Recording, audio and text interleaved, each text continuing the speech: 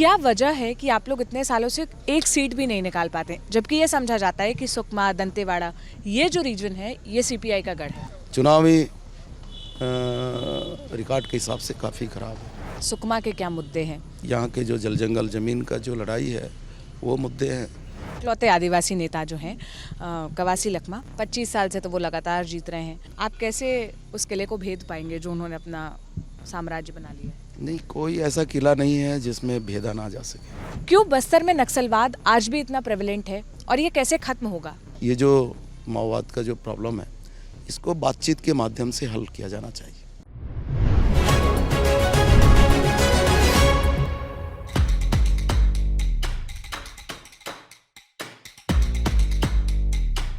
इस वक्त हम कोंटा में हैं। कोंटा छत्तीसगढ़ विधानसभा के बस्तर संभाग में एक सीट पड़ती है।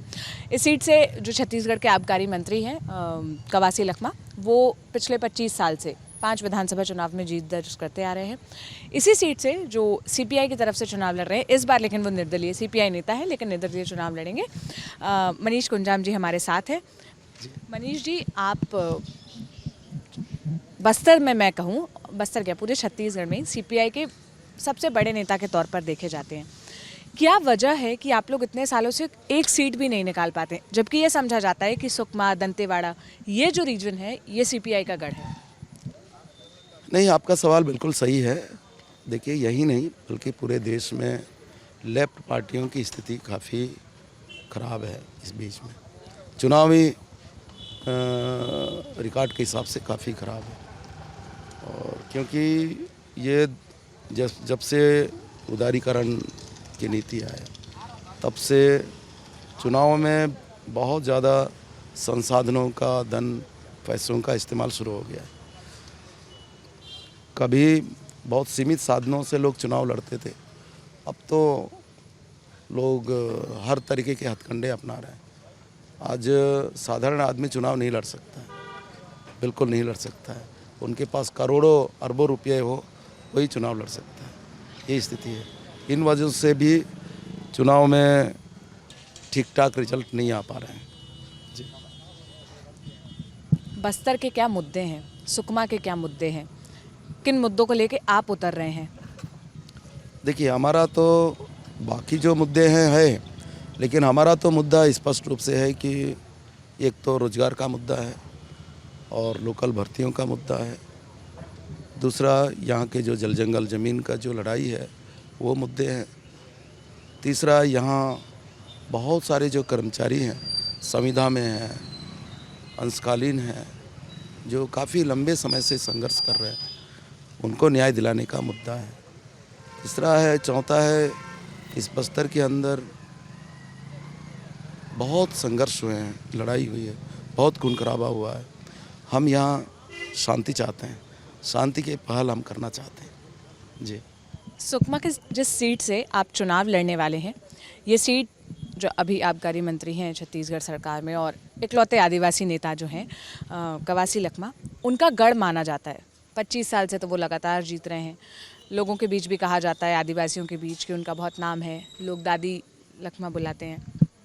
आप कैसे उस किले को भेद पाएंगे जो उन्होंने अपना साम्राज्य बना लिया है? नहीं, कोई ऐसा किला नहीं है जिसमें भेदा ना जा सके, और इस बार वो भेदा जा रहा है और बिल्कुल वो हार रहे हैं। और ये बात सही है कि उनके पास बहुत पैसे हैं, धन दौलत है, बहुत संसाधन है, वो सब के बावजूद वो हार रहे हैं, बुरी तरह हार रहे हैं।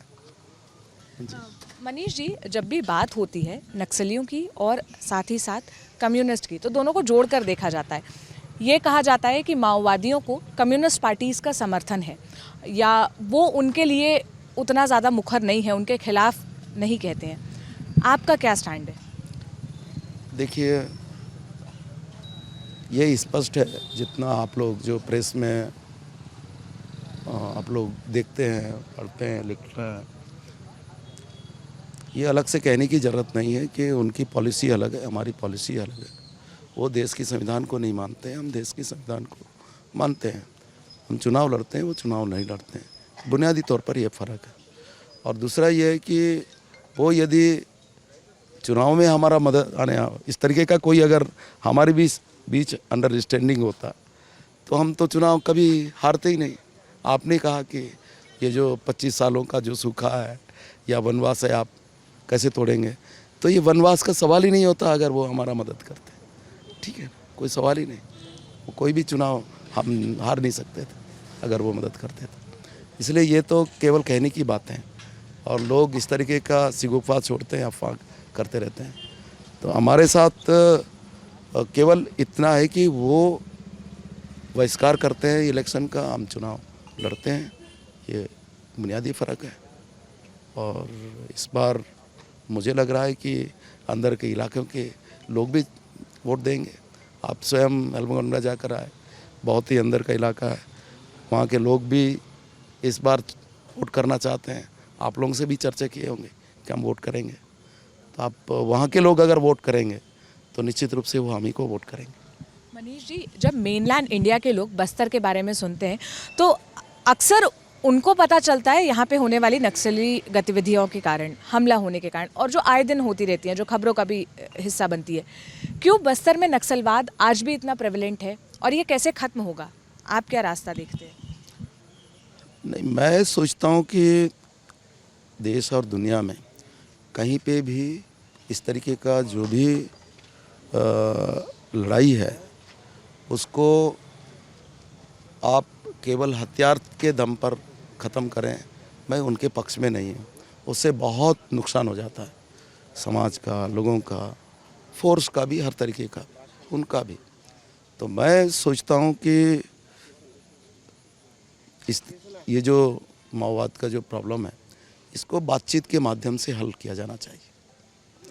और यहाँ माओवाद को ख़त्म करने के नाम से सलवा जुलूम चलाया गया, ग्रीन हंट के नाम से बड़े अभियान चलाए गए, तो भी तो हैं, कुछ तो हुआ नहीं। आज भी फोर्स के लोग और लोगों से आप चर्चा करी तो कहते हैं कि यहाँ तो माओवाद इस तरीके से ख़त्म नहीं हो। तो मैं सोचता हूँ कि बातचीत होनी चाहिए, माओवादियों से बातचीत होनी चाहिए। मैं इस पक्ष में हूँ, बातचीत से हल हो, इसके पक्ष में हूँ। और जो हिंसात्मक घटनाएं होती हैं उस पर आपकी राय? नहीं, मैं देखिए, मैं संविधान को मानता हूँ, चाहे वो पुलिस की हिंसा हो या माओवादी की हिंसा, मैं किसी हिंसा के पक्ष में नहीं हूँ जी। कोई भी हिंसा करे, मैं उसके फेवर में नहीं हूँ। मनीष जी, एक आखिरी सवाल पूछूंगी। हम जब पिछले चुनावों का रिजल्ट देख रहे थे तो हमने देखा कि चुनावी अंतर बहुत कम है। आपको जितने वोट्स मिले और जितने कवासी लखमा को मिले, हर बार बहुत कम अंतर से ही आप पीछे रह जाते हैं। क्या वजह लगती है? शहरी वोट क्यों नहीं मिलता आपको? अंदर के इलाकों का तो ठीक है, शहरी जनता को आप पर भरोसा क्यों नहीं है? अभी बहुत भरोसा है, शहर से भी लोग बहुत वोट देंगे और मुझे उम्मीद है कि जिस जगह पे आपसे हम बातचीत कर रहे हैं, ये जो सुकमा है, जिला मुख्यालय है, हम यहाँ से भी हम आगे रहेंगे जी। और जी बिल्कुल, और जी बिल्कुल। हाँ, मैं कह रहा हूँ कि अब हर शहरी हो, कस्बे वाले हों या गांव के लोग, सबका सपोर्ट है, सबका समर्थन है और सभी धर्म, जाति, समुदाय के लोगों का समर्थन, और बिल्कुल जीतेंगे। हमारी ओर से आपको बहुत बहुत शुभकामनाएं आने वाले चुनावों के लिए। आज की तारीख 3 नवंबर है। आज से ठीक 4 दिन बाद यहाँ पर पहले फेज़ की वोटिंग होनी है। वोटिंग की तैयारियां लगभग पूरी हो चुकी है और अब देखना होगा कि इस बार कोंटा सीट कौन निकाल पाता है। और कोंटा, जिसका मतलब है, अगर आप हिंदी में जाएंगे, कि कोना, तो ये जो कोंटा विधानसभा का क्षेत्र है, ये जो सुकमा का क्षेत्र है, क्या ये कोने में रह जाता है या ये अब मुख्य धारा से जुड़ता है? जो रायपुर में बैठे जनप्रतिनिधि है वो भी आदिवासियों के मुद्दे को क्या उसी तरह से लेते हैं जिस तरह से यहाँ के नेताओं के लिए वो मुद्दे हैं? ये देखने वाली बात होगी। कैमरे के पीछे मेरे साथी विजय हैं, मेरा नाम सोनल है। ललन टॉप की चुनाव यात्रा जारी है।